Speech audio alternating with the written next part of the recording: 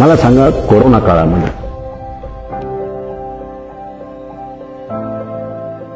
आज माझं वय 66-67च्या आसपास आहे. कोरोना काळामध्ये मी कशाची पर्वा केली? हडपसरसारख्या गर्दीच्या भागामध्ये, भोसरी सारख्या गर्दीच्या भागामध्ये, ग्रामीण भागामध्ये, प्रत्येक गावागावामध्ये फिरलो. कोणाला रेमडेसिवीर हवे, कोणाला गोळ्या पाहिजेत, कोणाला हॉस्पिटलमध्ये बेड पाहिजे, कोणाला किराणा माल पाहिजे. 15-20 ट्रक, 20-25 ट्रक धान्य मी माझ्या संस्थेच्या वतीनं, माझ्या वतीनं, ज्यांचं हातावर पोट आहे अशा लोकांना मी मोफत वाटलं. कारण ज्यांना रोजगार नाही मिळाला तर त्यांना अन्न मिळणार नाही, अशा लोकांना मी धान्य वाटत राहील. मला काही सरकारची मदत कोणाची घेतली नाही, कुठल्या कंपनीची मी मदत घेतली नाही.